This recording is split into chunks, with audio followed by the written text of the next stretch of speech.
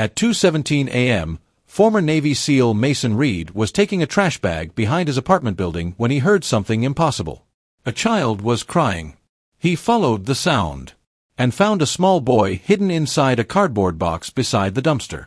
The boy was freezing, terrified, and wearing an expensive silver bracelet engraved with one name, Noah. Mason called the police. But before they arrived, he searched the boy's face online. Then he froze. The child was the missing son of Evelyn Hart, America's billionaire CEO. A boy she'd spent 8 years desperately searching for. The next morning, Evelyn arrived at Mason's apartment. She looked through the doorway, saw the child, and whispered through trembling lips, "That's my son." But Mason noticed something Evelyn didn't. The boy wasn't afraid of him. He was afraid of her. And that changed everything. Chicago was almost silent at 2:17 in the morning. The rain had stopped an hour earlier, leaving the pavement wet and shining beneath the yellow streetlights. Mason Reed stepped out of his small apartment building carrying 2 black trash bags. He hated taking the trash out this late. But his daughter had fallen asleep on the couch while finishing her science project, and Mason didn't want to wake her. He glanced toward the 4th-floor window. A small lamp was still glowing. Lily was probably asleep now. Mason smiled. At least one of us gets some rest. He walked toward the dumpster behind the building. Then stopped. A sound came from the alley. At first, he thought it was a cat. A weak, muffled sound. Then he heard it again. A child crying. Mason immediately dropped the trash bags. His entire body changed. The tired father disappeared. The trained soldier returned. He scanned the alley. Dark corners. Fire escape. Parked cars. Nothing. Then, another cry. This time, closer. Mason moved toward the dumpster. His eyes searched the ground. A cardboard box sat behind a stack of flattened shipping containers. It was partially covered by a gray blanket. Mason crouched. "Hey!" The crying stopped. He slowly pulled the blanket away. And froze. There was a little boy inside. 8 years old. Soaked clothing. Bare feet. Pale face. His arms were wrapped tightly around his knees. Mason's heart dropped. "Hey, buddy!" The boy flinched. Mason immediately lowered himself to the ground. He kept his hands visible. "You're okay. I'm not going to hurt you." The boy stared at him. His lips trembled. "Please. Don't take me back." Mason's expression hardened. "Back where?" The boy didn't answer. Mason removed his jacket and carefully wrapped it around him. "What's your name?" Silence. Mason tried again. "What's your name?" The boy finally whispered. "Noah." Mason looked around the alley. "Where are your parents?" Noah's eyes filled with tears. "I don't know." Mason noticed something around the boy's wrist. A silver bracelet. It looked expensive. Very expensive. He carefully examined it. One word was engraved across the metal. Noah. Mason immediately reached for his phone. He called 911. "There's a child behind my apartment building. He's approximately 8 years old. He's cold and frightened." The dispatcher asked several questions. Mason answered each one. But something about the boy bothered him. Noah wasn't acting like a runaway. He was acting like someone who had been taught to hide. Mason crouched beside him. "Did someone put you in this box?" The boy nodded. "Who?" Noah looked toward the street. "I don't know his name." "Did he hurt you?" A pause. Then, "He said my mother would never find me." Mason's jaw tightened. "Your mother?" Noah nodded. "She looked for me. Every year." Mason stared at him. "How do you know?" Noah looked down. "Because they showed me the news." Mason's eyes narrowed. "Who showed you?" Noah didn't answer. Instead, he asked something completely unexpected. "Is your daughter here?" Mason froze. "How do you know I have a daughter?" Noah pointed toward the apartment building. "I saw her yesterday." Mason's protective instincts immediately activated. From where? Noah pointed toward the alley. That car. Mason turned. Across the street sat a dark gray sedan. Its windows were tinted. Nobody was inside. But the engine was warm. Mason stood slowly. The car suddenly pulled away. Mason memorized the license plate. Then returned to Noah. It's okay. You don't have to worry about them tonight. The boy looked at him. Promise. Mason nodded. I promise. 20 minutes later. Police arrived. 2 officers carefully examined the alley. One officer spoke with Mason. We'll take him to Children's Hospital. Mason nodded. Can I come with him? The officer looked surprised. Are you family? Mason glanced toward Noah. No. But he doesn't trust anyone else. The officer looked at the boy. Noah was still holding Mason's jacket. The officer sighed. Fine. Until social services arrive. Mason nodded. Before leaving, he noticed the bracelet again. Something about it looked familiar. Not the bracelet itself. The initials engraved on the back. H. Mason opened his phone. He searched. 8 years ago, a major story had dominated national news. Billionaire CEO Evelyn Hart's son disappears from private estate. Mason's eyes widened. He opened another article. There was a photograph. A younger Evelyn Hart stood beside a little boy. Same brown eyes. Same small scar above the left eyebrow. Same face. Mason slowly looked toward Noah. The boy was staring at him. Mason whispered, No way. Noah's expression changed. You know her. Mason turned the phone around. Noah looked at the photograph. His eyes immediately filled with tears. Mom. Mason felt a chill run down his spine. This wasn't just a missing child. He had found the missing son of one of America's most powerful women. At the hospital, doctors examined Noah. Dehydration. Minor bruising. Severe exhaustion. But thankfully, no life-threatening injuries. Mason waited outside the room. He called Lily. She answered sleepily. Dad. Hey, sweetheart. Where are you? I'm at the hospital. There was silence. Are you okay? I'm fine. Did you help someone again? Mason smiled. Something like that. Lily became more awake. Is it a kid? Mason looked through the glass. Noah was sleeping. Yeah. Is he scared? Very. Lily's voice softened. Then stay with him. Mason smiled. That's exactly what I'm doing. 3 hours later. The hospital hallway suddenly became crowded. Security guards appeared first. Then lawyers. Then private assistants. Then several men in expensive suits. Mason immediately understood. Someone important had arrived. The elevator doors opened.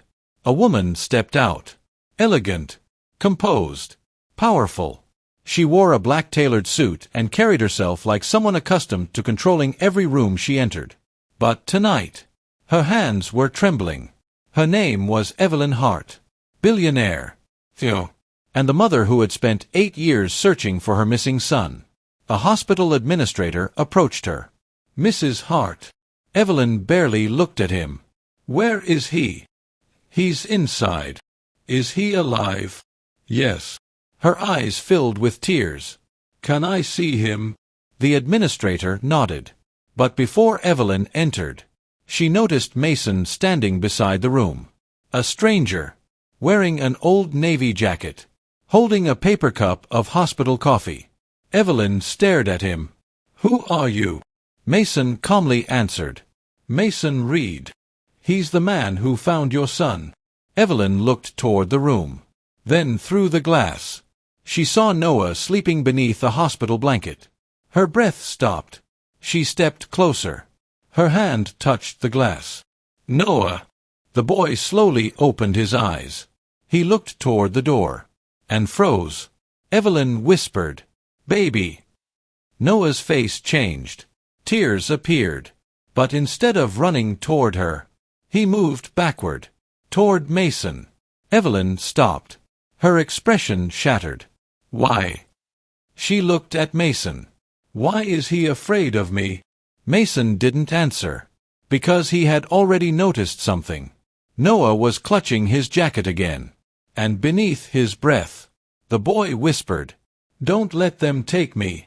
Mason looked directly at Evelyn. And for the first time, the billionaire CEO realized that finding her son was only the beginning. Evelyn stood frozen outside the hospital room. For 8 years, she had imagined this moment. She had imagined Noah running toward her. She had imagined him calling her mom. She had imagined holding him so tightly that she would never let go. But none of those dreams had prepared her for this. Her son was afraid of her. Mason noticed the tears forming in Evelyn's eyes. He spoke quietly. "Maybe give him some space." Evelyn looked at him. "Space? I've waited 8 years." Mason nodded. "I know. But right now, he's scared." Evelyn looked through the glass again. Noah was still holding Mason's jacket. "I don't understand." Mason answered honestly. "Neither do I." A doctor eventually allowed Evelyn into the room. She walked slowly toward the bed. "Noah." The boy stared at her. She stopped several feet away. "I won't come closer." Noah didn't speak. Evelyn's voice broke. "It's me. I've been looking for you." Noah's eyes filled with tears. "I know." Evelyn froze. "You know." He nodded. "The man showed me your pictures." "What man?" Noah looked toward Mason. "He said you didn't want me anymore." Evelyn's face went completely pale. "That's not true. I never stopped looking for you." Noah looked down. "Then why did he say you forgot me?" Evelyn couldn't answer. Because she suddenly understood. Someone had spent years manipulating her son. Outside the room, Mason stood beside the hospital window. A police detective approached him. "Mr. Reed." Mason turned. "I'm Detective Harris. We need to ask you some questions." Mason nodded. "Go ahead. Did the boy tell you where he was held?" "No." "Any names?" "Not directly." "Did he mention a house?" Mason shook his head. "But he mentioned a car." The detective's expression changed. "What kind?" "Dark gray sedan. Tinted windows." "I memorized the plate." The detective immediately took out his notebook. Mason gave him the number. The detective checked his phone. Then looked up. "Interesting." "What?" "That vehicle is registered to a private security company." Mason frowned. "Which company?" The detective hesitated. "Hartwell Protection Services." Mason looked through the glass toward Evelyn. "She owns it." "No." "But the company has protected Evelyn Hart's properties for years." Mason's expression hardened. Someone inside Evelyn's security network could have been involved. Inside the hospital room, Evelyn sat beside Noah. She didn't touch him. She simply stayed. For nearly 20 minutes. Neither spoke. Then Noah quietly asked, "Are you really my mom?" Evelyn's tears finally fell. "Yes." Noah looked at her carefully. "Then why didn't you find me?" Evelyn swallowed. "Because someone made sure I couldn't." Noah's eyes widened. "Who?" "I don't know yet." Mason entered the room. Evelyn looked at him. "What do we do?" Mason answered calmly. "First, we keep Noah safe. And then, we find out who took him." Evelyn nodded. For the first time, she wasn't giving orders. She was listening. That evening, Mason returned to his apartment. Lily was waiting at the kitchen table. She jumped up. "Dad." Mason hugged her. "Hey, kiddo. How's the boy?" "He's okay." Lily smiled. "Does he have a family?" Mason paused. "His mother found him." "That's good." Mason nodded. "It is." But Lily noticed his expression. "Something's wrong." Mason sighed. "His mother is scared too." Lily thought about it. Then maybe she needs someone brave. Mason smiled. Maybe. The next morning, Mason received a call from Evelyn. I need to see you. They met at a quiet cafe near the hospital. Evelyn arrived without security. No assistants. No lawyers. Just a tired mother. She placed a folder on the table. I found something. Mason opened it. Inside were old photographs, court documents, security reports, and one photograph of a man. Mason recognized him immediately. The same man from the alley. Evelyn whispered.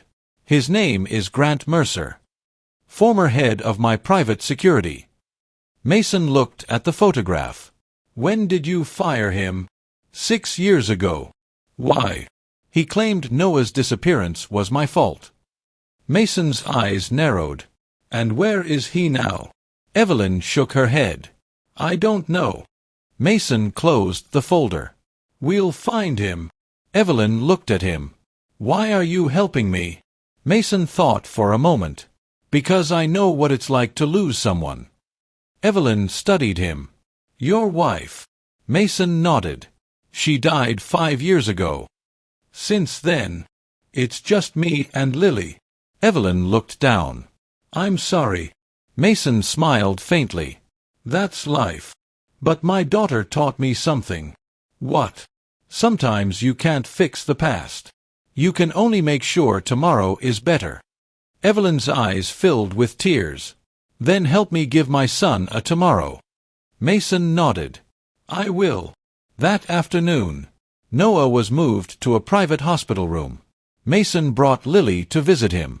She carried a small gift bag. Noah looked nervous. Lily smiled. I brought you something. She handed him a small wooden toy soldier. I used to be scared of sleeping alone. This helped me. Noah examined it. Why are you giving it to me? Lily shrugged. Because Dad says brave people can still be scared. Noah smiled. For the first time, he laughed. Mason looked toward Evelyn. She was crying silently. Not from sadness this time. From relief. Her son was finally laughing again. But that happiness lasted only a few minutes. Mason's phone suddenly vibrated. A message appeared. Unknown number. Stop asking questions. Then another message arrived. The boy disappeared once. He can disappear again. Mason's expression changed. He immediately looked toward the hospital window. Across the street, a dark gray sedan was parked. Mason stood. Evelyn noticed. What happened? Mason quietly replied. They found us. He reached for Noah's wheelchair. We're leaving. And just as they reached the hospital corridor, the lights suddenly went out. Complete darkness filled the floor. Then, a fire alarm began screaming. Patients started shouting. Nurses ran through the hallway. Mason immediately pulled Noah close. Evelyn grabbed her son's hand. And somewhere in the darkness, a door slammed open. Someone whispered, "Take the boy." Mason turned toward the voice. His military instincts took over. The hospital corridor was completely dark. The fire alarm screamed through the building. Patients shouted. Nurses rushed from room to room. Somewhere ahead, a door slammed. Then Mason heard it again. "Take the boy." His military instincts took over. He immediately moved Noah behind him. "Stay close." Evelyn grabbed her son's hand. "Mason, don't move." A shadow appeared at the end of the hallway. A man in dark clothing stepped forward. Mason recognized him. Grant Mercer, the former security chief. Grant stopped when he saw Mason. "You should have stayed out of this." Mason stared at him. "You put a child in a box." Grant's expression remained cold. "I didn't hurt him. You abandoned him. I protected him." Evelyn stepped forward. "You stole my son." Grant looked directly at her. "No. I saved him from you." Evelyn's face went pale. "What are you talking about?" Grant pulled out a small phone. "Your husband left something behind." He held it up. A recording. Evelyn froze. My husband. Grant nodded. 8 years ago, he discovered what your board was doing. Mason looked toward Evelyn. What board? Grant continued. They weren't trying to steal your company. They were trying to control it. Your husband's medical technology program was worth billions. He wanted to give it away. Evelyn whispered. That's why he disappeared. Grant nodded. He wasn't killed. He ran. Evelyn's eyes widened. He's alive. Grant didn't answer. Instead, he looked at Noah. Your son knows where the final access key is. Mason immediately understood. Noah isn't just a missing child. He's the key. Grant smiled. Exactly. Suddenly, a security door opened behind them. 2 hospital security guards appeared. Mason pulled Noah and Evelyn into a side corridor. Move. They rushed toward the emergency staircase. Grant shouted behind them. You're making a mistake. Mason didn't stop. They reached the lower parking level. A police cruiser waited outside.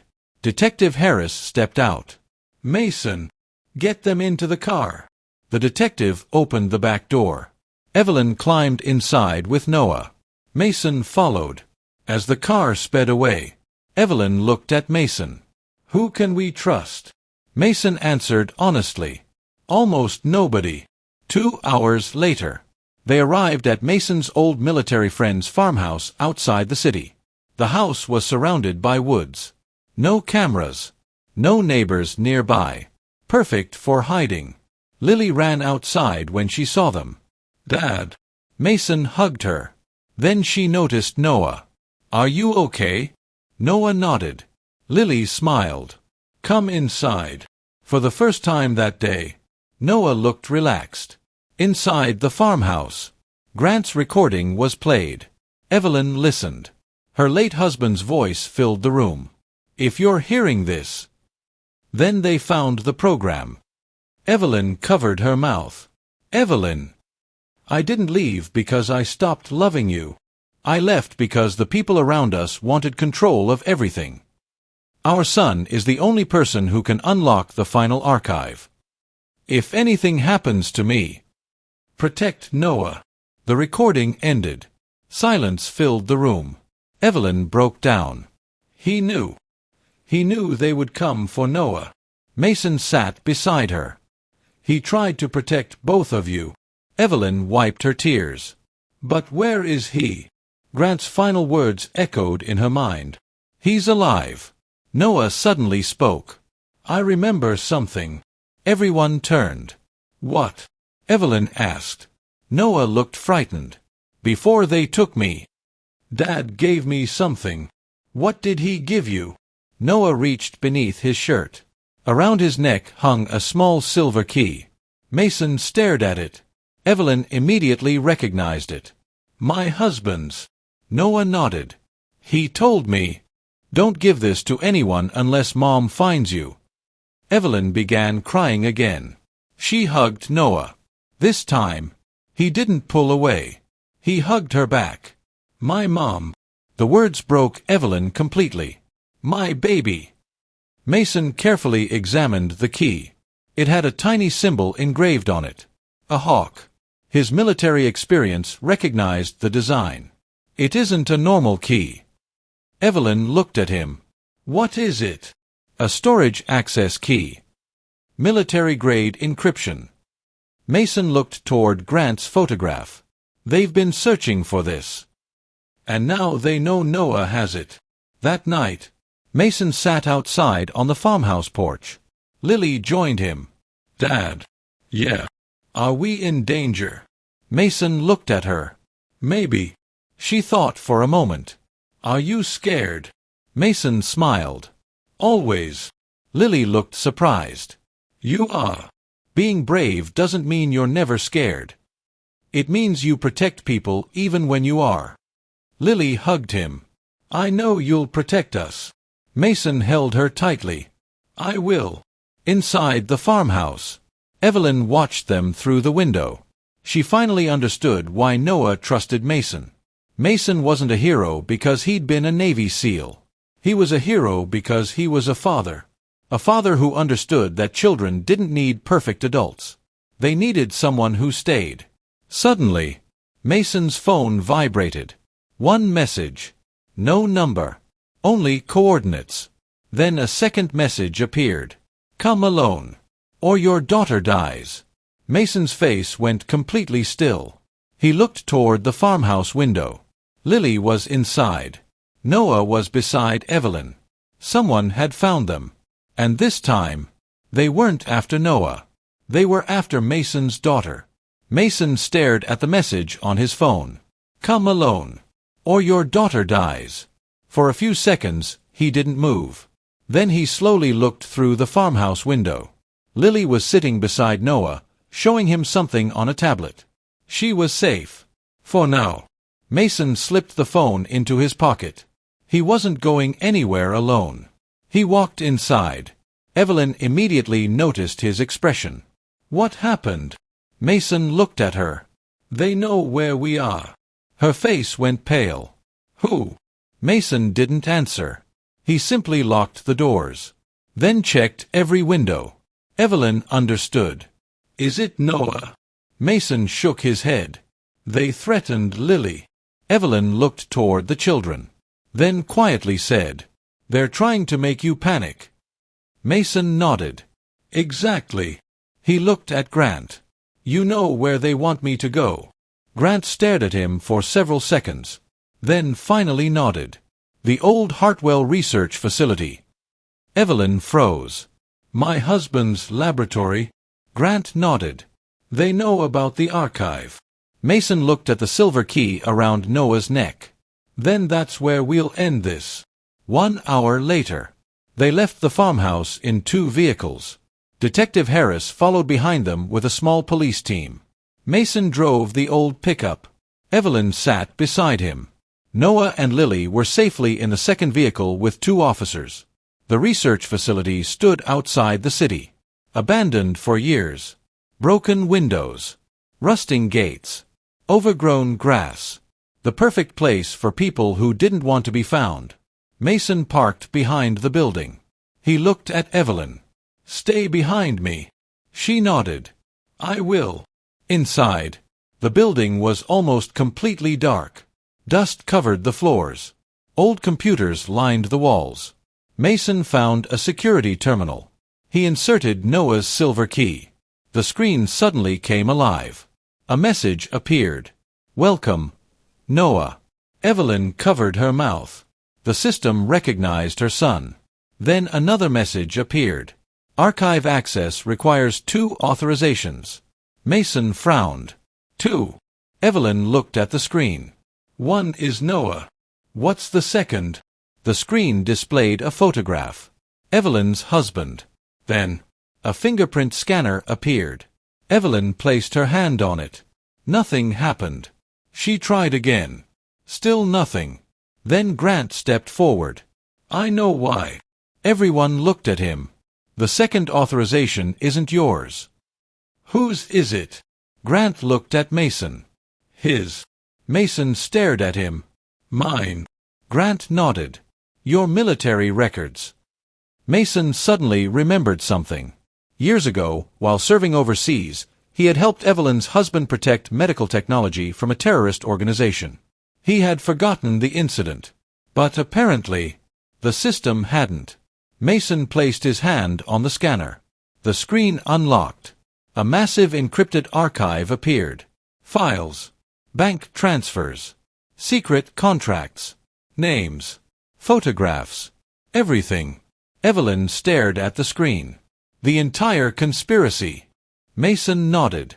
And now we have proof. Suddenly, a gunshot shattered the window. Everyone dropped. Mason pushed Evelyn behind a concrete wall.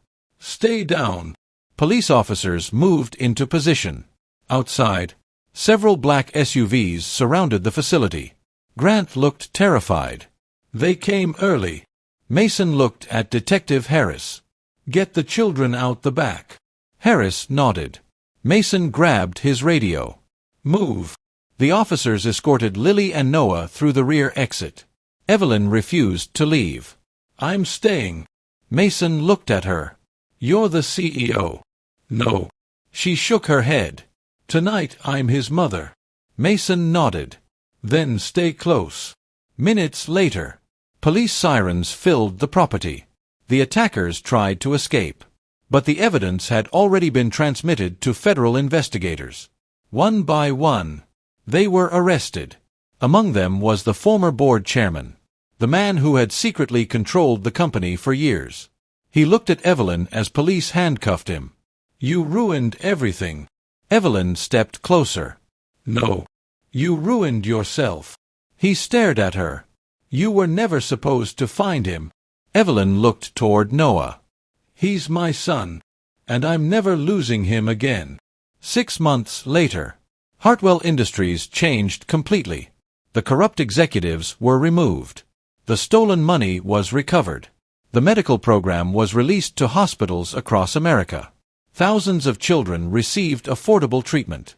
Evelyn never forgot what happened. She created the Noah Hart Foundation to help families searching for missing children. But she also made another change. She stopped living behind walls. She started spending time with her son. Every morning, she ate breakfast with him. Every weekend, they went somewhere together. Noah learned to ride a bicycle. Evelyn learned how to fix a flat tire. And for the first time, she became a mother before becoming a CEO. Mason's life changed too. He never returned to the battlefield. Instead, Evelyn offered him a position overseeing security and emergency operations. Mason accepted one condition: no executive title.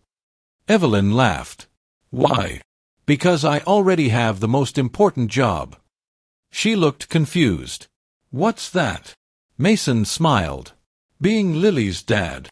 One Saturday afternoon, Mason stood outside his small house. Lily was riding her bicycle down the sidewalk. Noah rode beside her. Evelyn followed behind them laughing. Mason watched the three of them. His life had once been quiet, lonely, simple. Then a cardboard box had changed everything. Evelyn walked toward him. "Thank you." Mason smiled. "For what?" "For opening that box." Mason looked at her. "I didn't know what was inside." She smiled. "Neither did I." Noah suddenly shouted from across the street. "Mom!" Evelyn turned. "Coming." She looked back at Mason. "I spent 8 years searching for my son." Mason nodded. "And you found him?"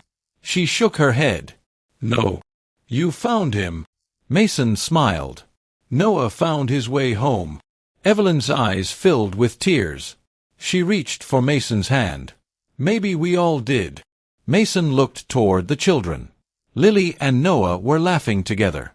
2 children who had been strangers only months earlier. Now, they were family. Mason squeezed Evelyn's hand. "Sometimes, the people we save end up saving us too." The sun slowly disappeared behind the neighborhood rooftops. No cameras. No reporters. No billion-dollar boardrooms. Just a former SEAL single father. A billionaire CEO who had finally found her son. And 2 children who had turned strangers into family. And somewhere behind them, the empty cardboard box still sat in Mason's garage. He never threw it away. Not because it reminded him of the night he found Noah, but because it reminded him of something far more important. A life can look forgotten until someone decides to open the box.